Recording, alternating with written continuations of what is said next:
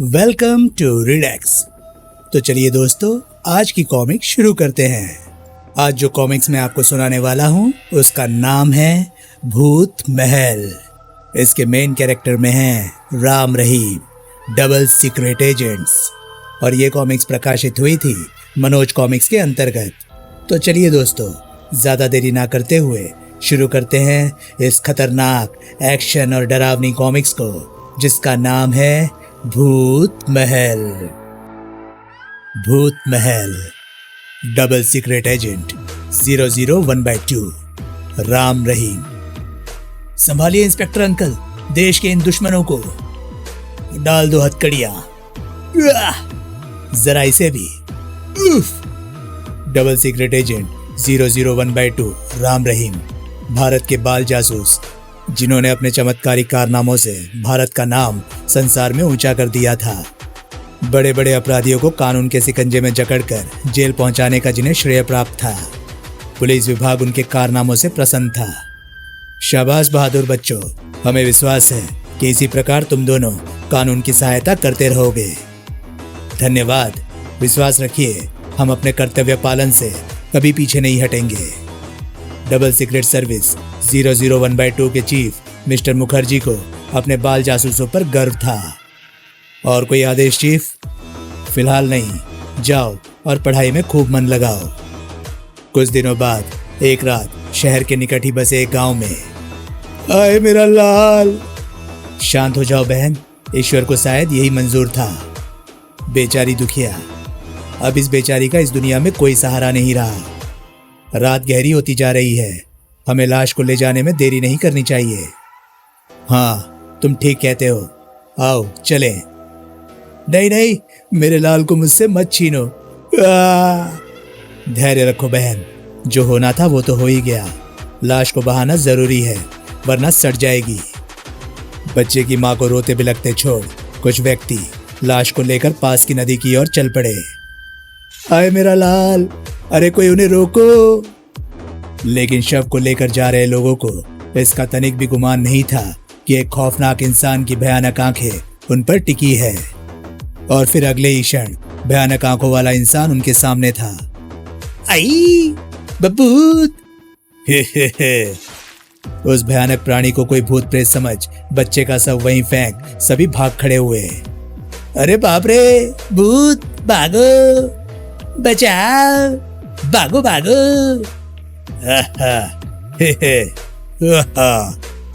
लोगों के नजरों से ओझल हो जाने के पश्चात बुज़दिल भाग गए।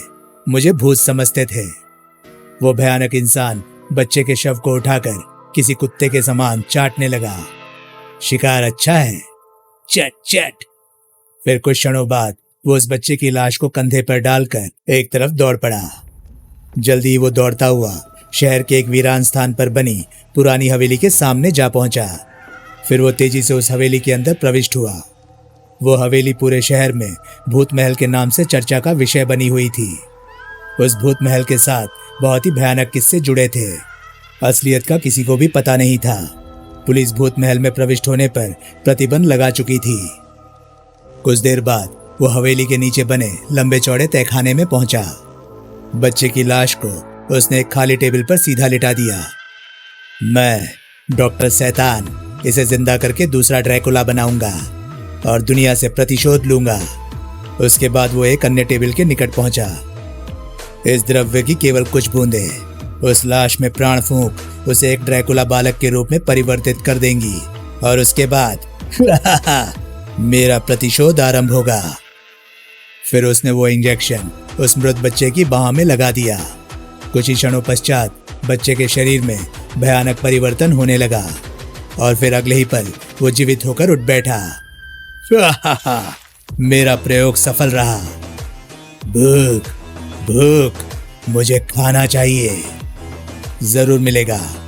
डॉक्टर शैतान खून से भरे एक मर्दबान को उसकी तरफ बढ़ाते हुए बोला, लो, इसे पीकर अपनी भूख शांत करो।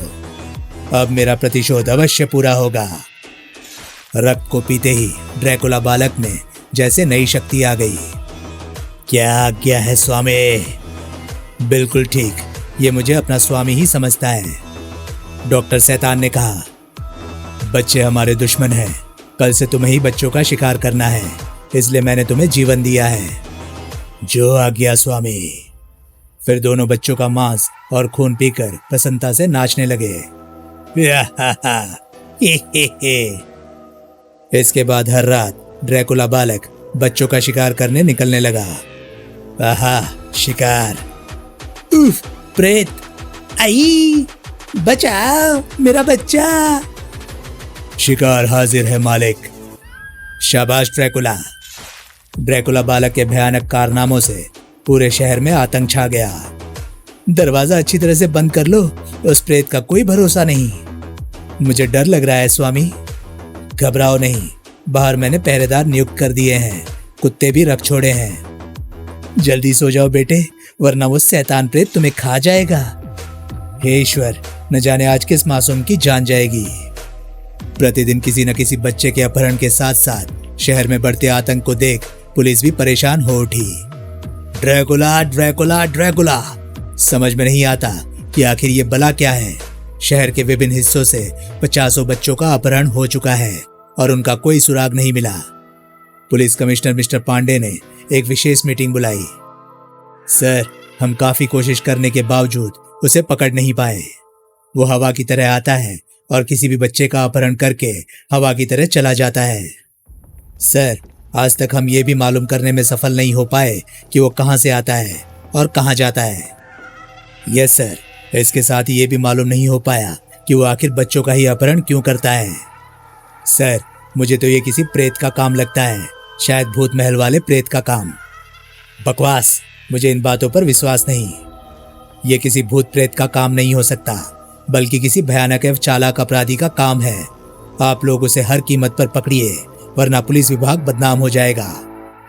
आपका मतलब है कि ये किसी ऐसे अपराधी का काम है जो बच्चों का दुश्मन है? बिल्कुल।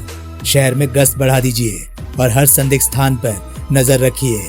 मुझे विश्वास है कि आप लोगों की जरा सी सतर्कता से वो अपराधी पकड़ में आ जाएगा।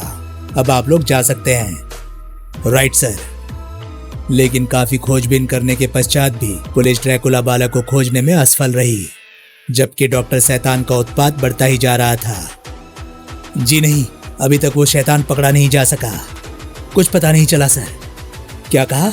ड्रैकुला एक और बच्चे को उठा ले गया? प्रतिशोध, प्रतिशोध। हम उसे पकड़ने की पूरी कोशिश कर रहे हैं सर। उसे भूत महल की ओर देखा गया है। घेरा डाल दो। सूचना मिलने पर पुलिस ने भूत महल पर शीघ्र छापा मारा, लेकिन वहां भी ड्रैकुला बालक का कोई सुराग नहीं मिला। यहाँ तो कोई भी नहीं है सर। यस सर, लगता है वर्षों से इसमें किसी ने कदम तक नहीं रखा। वापस लौटो। पुलिस की नाकामयाबी और शहर में फैले आतंक को देखते हुए बाल सीक्रेट सर्विस के चीफ मिस्टर मुखर्जी ने आखिरकार एक दिन राम रहीम को कॉल किया। मैंने तुम्हें बच्चों के अपहरण और उससे संबंधित ड्रैकुला बालक के केस के सिलसिले में बुलाया है। हम जानते थे चीफ, हम उसके बारे में अखबारों में काफी पढ़ चुके हैं। शाबाश। मैं चाहता हूं कि इस केस को तुम दोनों हल करो। पुलिस की नाकामयाबी से शहर में आतंक और रोष का वातावरण बढ़ता ही जा रहा है।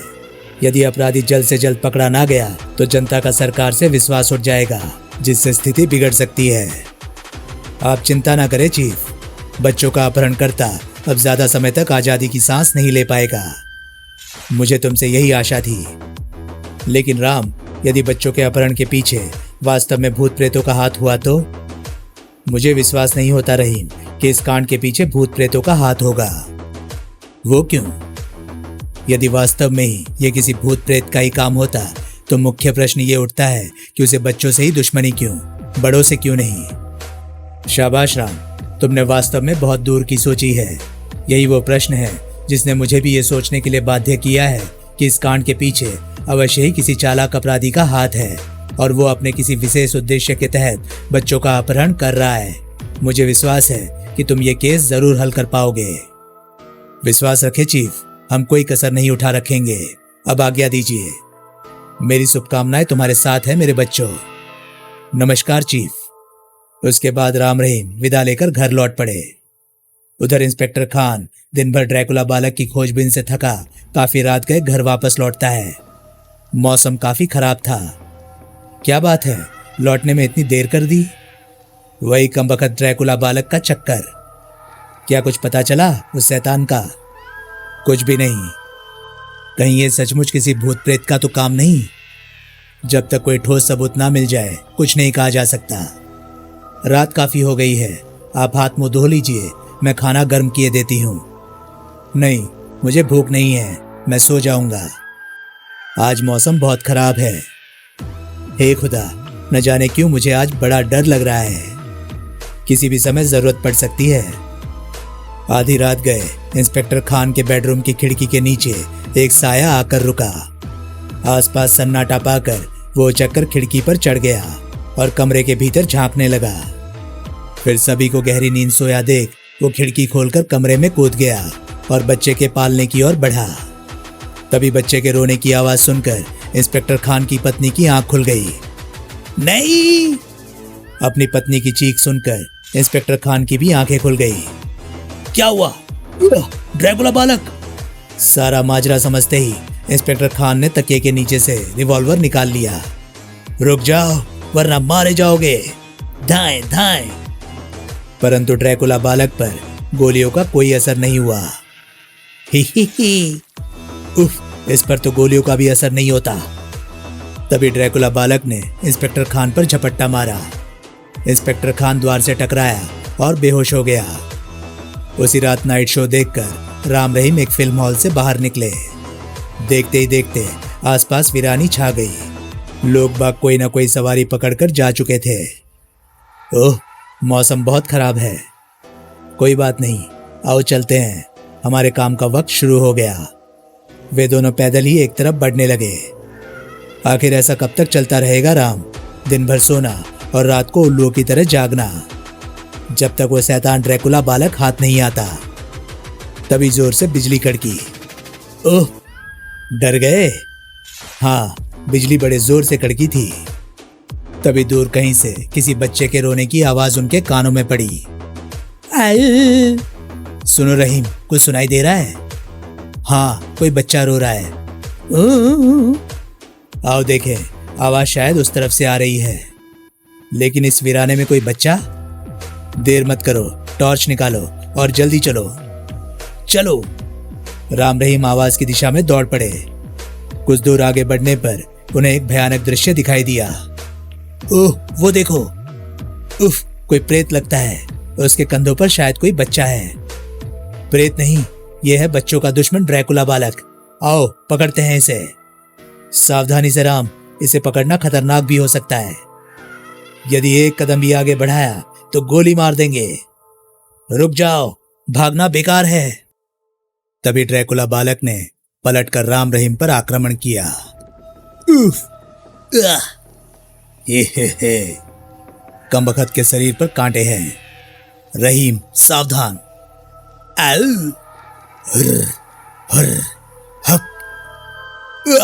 उफ, मर गया। घबराना नहीं रहीम। ड्रैकुला बालक के बंधन से मुक्त होकर रहीम सड़क पर गिर पड़ा। उफ, भयानक। हर हर हुप। ओह, टॉर्च। अगले क्षण प्रकाश से ड्रैकुला बालक अत्यधिक भयभीत हो उठा। अब बचकर कहां जाओगे शैतान हत्यारे? लाओ, बच्चे को हमारे हवाले करो। ओह, प्रकाश से ये भय खाता है। फिर अचानक वो घबराता हुआ सा भाग खड़ा हुआ। रहीम, वो भाग रहा है, पकड़ो उसे। बचकर कहां जाएगा?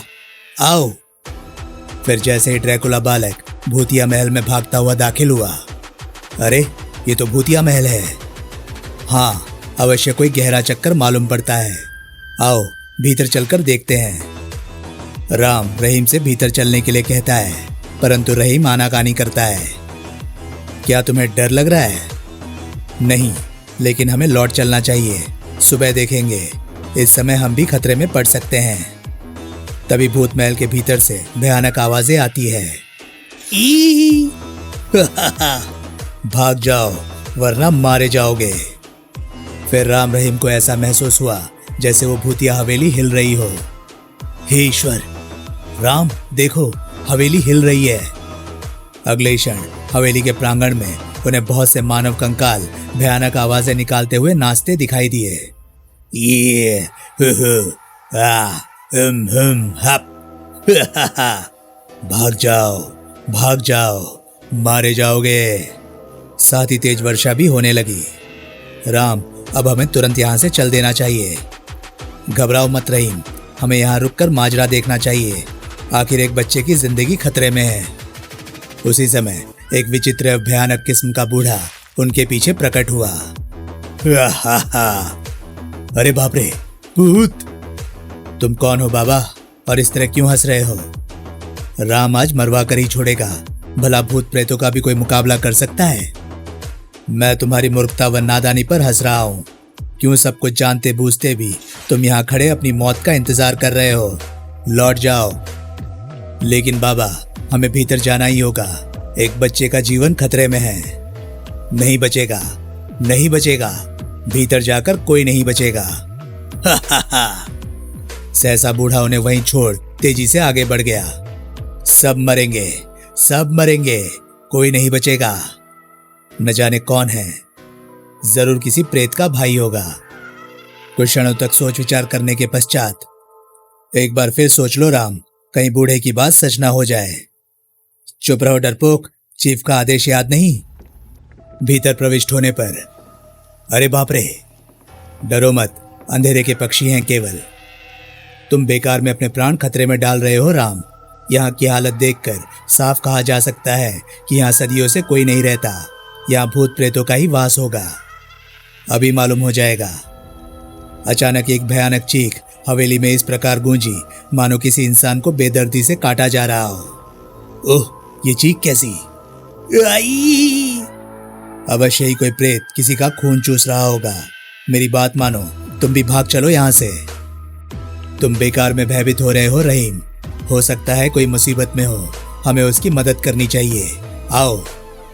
या खुदा, रक्षा करना। इसका तो दिमाग खराब हो गया है। भूत प्रेतों से मुकाबला करने चला है। तभी जैसे किसी स्त्री का साया उनके समीप से हवा में हिलोर करता हुआ गुजरा। ये क्या? पर प्रेतनी, खुदा रक्षा करना। फिर वो रहस्यमय साया अगले ही पल उनकी नजरों से ओझल हो गया। अब भी वक्त है, भाग चलो राम। नहीं, मैं ये रहस्य जाने बिना अब नहीं लौटूंगा। लेकिन भय से रहीम की हालत खराब थी।